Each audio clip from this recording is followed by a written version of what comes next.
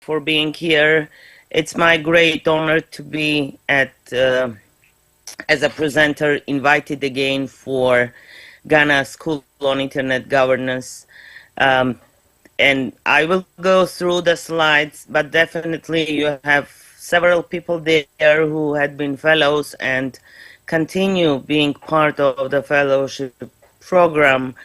So they may even respond better than me by their own experience. However, let me explain, first of all, what are newcomers and what kind of newcomers program we have in ICANN and the goals and objectives for all of them. So there are three main programs, which is one is fellowship program, the second one is next gen program, and overall the newcomers program, the beginners program. We do provide the funding for fellowship and next gen programs. However, the ICANN public meetings are open for anyone to participate, and any newcomer is welcome to join the sessions which focus on newcomers and collaborate with both programs. The fellowship itself is a global capacity development program, while the Next Gen program is regionally based program. What does it mean?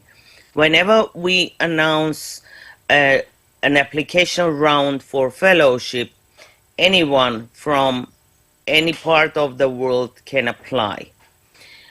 Whenever there is an application round for Next Gen, it is regionally based, which means wherever the ICANN meeting takes place, then the applicant should be from that particular region. For example, the next meeting is now relocated to Dublin, which is Europe.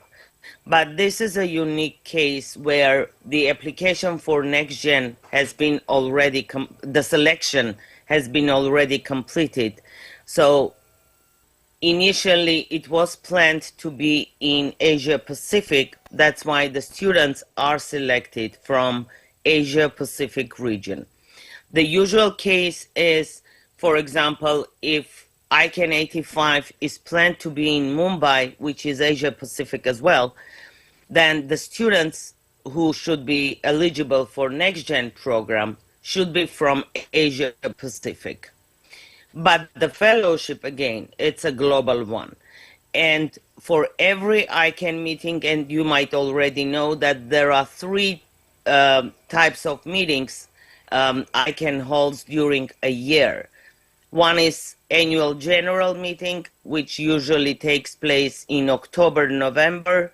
The second one is community forum, which usually is in March, and the policy forum, which usually is in June.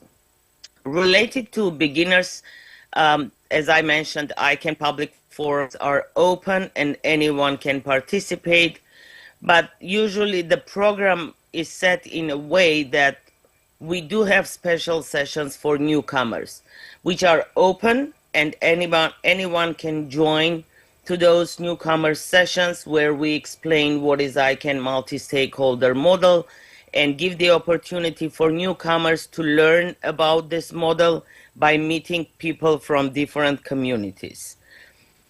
Next slide, please.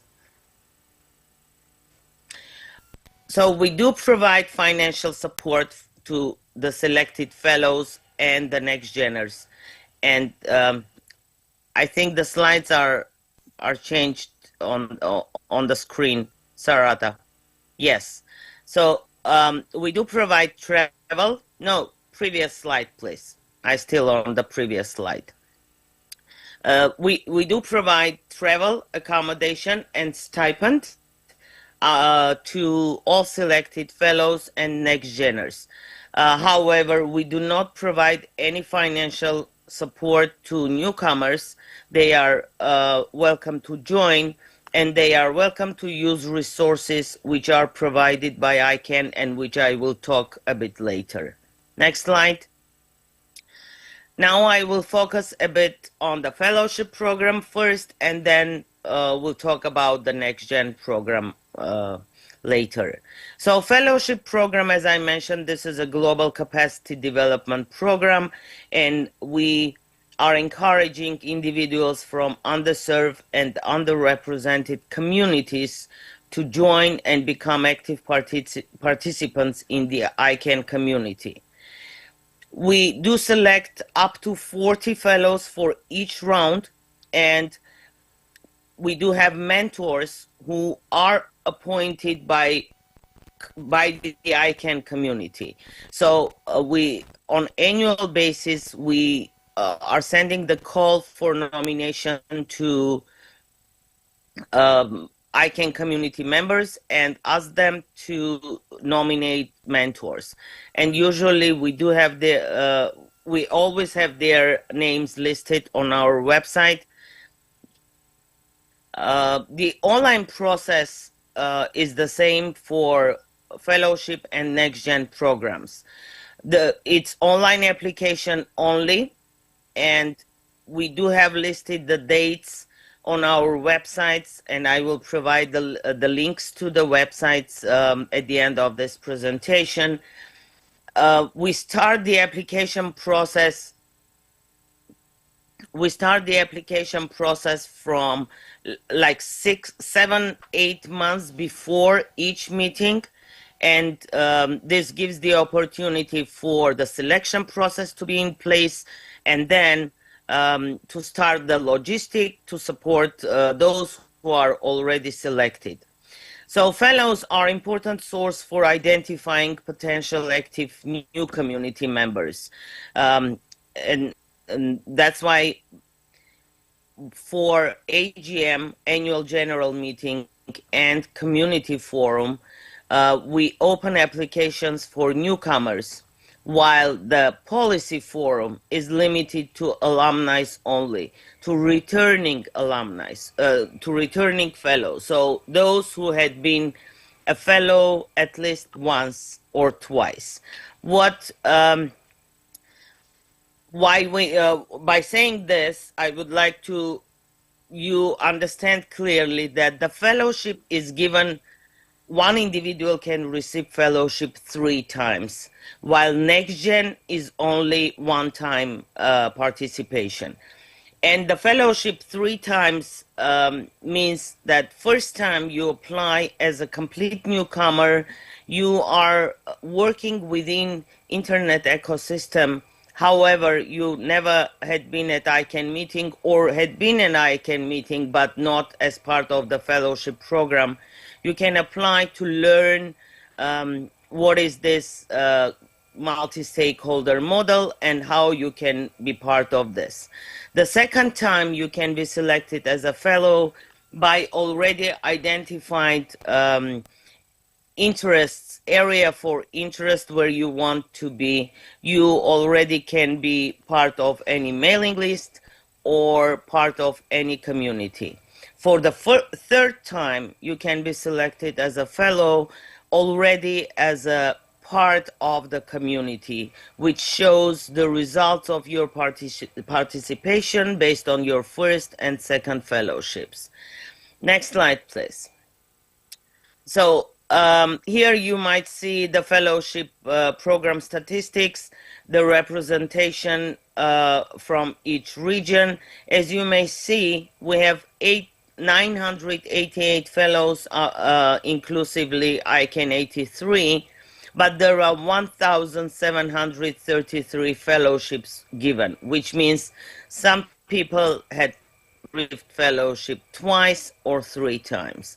And you may see that Africa is one of the highest numbers after Asia Pacific, where the fellows had been selected. And usually we do have a lot of applications coming from Africa, which is very good. And we have several participants of GHANASIG, School on Internet Governance, be part of the fellowship. And you know, the organizers of Ghana School on Internet Governance are the ones who had been fellows, and they are key people to understand what is ICANN, and they are giving back to the community by organizing the School on Internet Governance, by engaging more people, and by sharing their own knowledge. Next slide, please. So the NextGen program, as I said, is limited to region only. These are so up to 12 slots per ICANN meeting. They are selected based on the applications, and they are providing the presentation which they would like to introduce during the ICANN meeting they are applying for. These are the students who are engaged in any educational learning process by the time of application. And there is a difference between two programs here that NextGeners have age limitation from 18 to 30 years old. For the fellows, they can be 21 and plus. There is no upper limit for this. For the NextGen, so they are encouraged to share ICANN information and insight through the presentations they prepare for the meeting they are selected for. The mentoring process for both programs, we do provide mentors, which means about 2 months prior to the meeting, the group which is selected for both programs is assigned to mentors who guide them through the upcoming meeting, what is to expect, and what this meeting will focus on, and identify the needs for the participants and support them, guide the meeting so they can for their first meeting at ICANN, they find the useful information, find ways of engagement, because usually ICANN engagements are big with more than 200 sessions in parallel, and it's very hard if you don't have someone to guide you this journey. Next slide, please. The NextGeners, we